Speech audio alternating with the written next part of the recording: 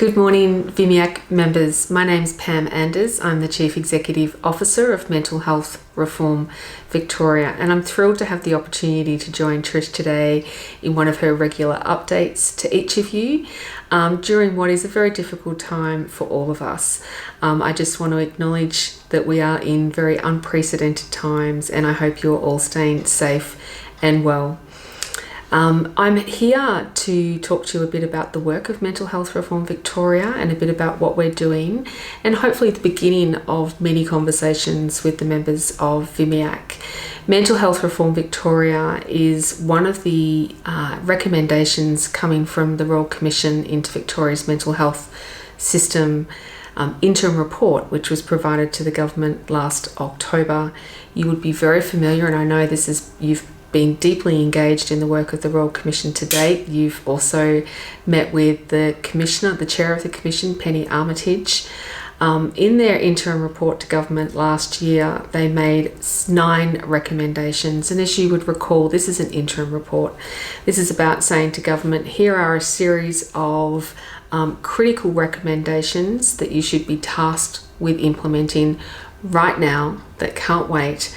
And whilst we finalise the final report, which is due back to government at the end of this year, 2020. The role of Mental Health for Victoria is to implement those recommendations. We're tasked with 7 of the 9 recommendations, including initiatives such as commissioning Victoria's first lived experience residential facility, to establish another Victorian first, a collaborative centre for best practice in mental health design, research, evidence and practice, to undertake a targeted expansion of acute mental health services in targeted facilities across Victoria, to scale up and expand really critical initiatives around suicide prevention programs, and to also scale programs with our First Nations people regarding Aboriginal social and emotional wellbeing. They're just a few of some of the recommendations that Mental Health Reform Victoria is tasked with. Part of the role of, we're affectionately known as MERV, Mental Health Reform Victoria, is being myself and the Chief Advisor, Dr. Simon Stafacci, have been working closely with Trish here and her team at VMIAC, and also Tandem and other representatives of both the consumer and carer movement here in Victoria, because at the core of the Royal Commission's recommendations is around designing and transforming a system that is much more led by those who have experienced the system, those who have supported those experiencing the system. And one of the priority pieces of work that I've been very keen to think deeply about is how we embed that expertise, that critical perspective in all of our implementation work.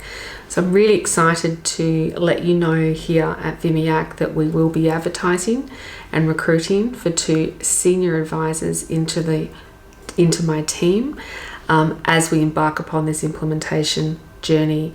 These 2 roles will sit alongside as senior advisors alongside the current chief advisor, and will work directly with me through the implementation. And I'm particularly keen to bring in both a balanced perspective of both carers and consumers. And this is really critical, because if we are going to be successful at the implementation, and if we're going to be successful in realising the ambition and true to the intent of the Commission, it is really critical from the get-go that we're increasing the prominence of this expertise and this experience in everything that we do.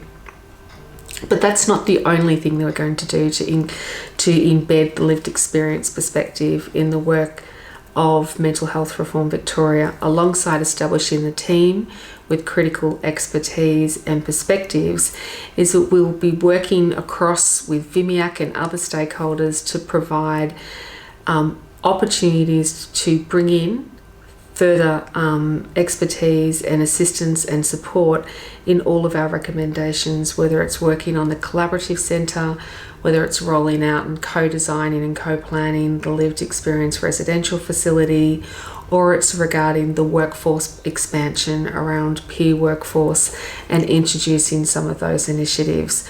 So there's going to be lots of opportunity for further engagement, and I really look forward to meeting with you again, being able to hopefully have more conversations, but also you being a key partner on our implementation journey.